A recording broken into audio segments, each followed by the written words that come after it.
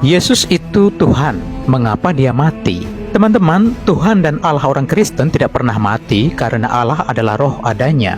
Roh tak bisa mati. Dalam Injil Yohanes 4 ayat 24, Allah itu roh dan barang siapa menyembah dia harus menyembahnya dalam roh dan kebenaran. Allah dan Tuhan kekal adanya. Justru karena Allah tak dapat mati, maka Allah bertindak untuk hadir ke dalam dunia, mengambil rupa sebagai manusia biasa yang tak berdosa. Dalam Mazmur 135 ayat 6, Tuhan melakukan apa yang dikehendakinya di langit dan di bumi, di laut dan di segenap samudra raya. Allah menjadi manusia atas dasar kasih karunia Allah. Injil Yohanes 3 ayat 16. Allah menjadi manusia karena itulah yang dikehendaki oleh Allah. Orang Kristen percaya Yesus adalah Allah, Tuhan, dan manusia sepenuhnya. Dari sisi kemanusiaan Yesus, dia disebut sebagai Nabi, Raja, Imam Besar, Sahabat, Kristus, Mesias, Anak manusia, Guru, dan sebagainya. Sifat dan perilaku kemanusiaan Yesus adalah berdoa, memberitakan firman Allah, dan sebagainya. Dari sisi kealahan disebut sebagai Anak Allah.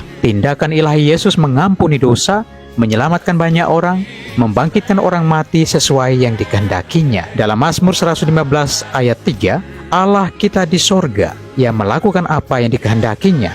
Dalam Yohanes bab 5 ayat 21, sebab sama seperti Bapa membangkitkan orang-orang mati dan menghidupkannya, demikian juga Anak menghidupkan barang siapa yang dikehendakinya.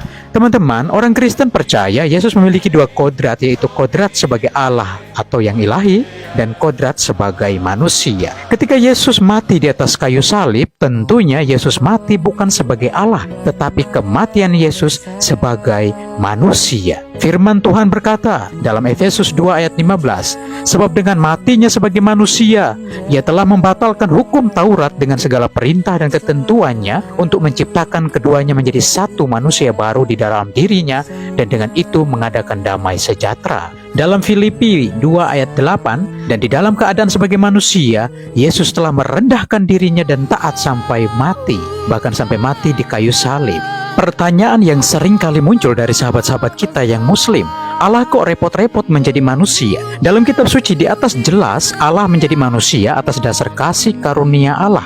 Yohanes bab 3 ayat 16. Allah menjadi manusia karena itulah yang dikehendaki oleh Allah. Ada dua kata kunci, kasih karunia Allah dan itu kehendak Allah. Anda bingung bukan? Ya, karena tidak masuk dalam pikiran Anda. Karena itu bukan berdasarkan kehendak hati Anda. Orang Kristen sekalipun akan bingung jika dia tidak mendapatkan kasih karunia Allah dan kehendak dari Allah. Tetapi apakah setiap orang Kristen mendapatkan kasih karunia dari Allah? Tentu saja. Bagaimana dengan mereka yang memilih agama lain? Ingat saja Yudas Iskariot.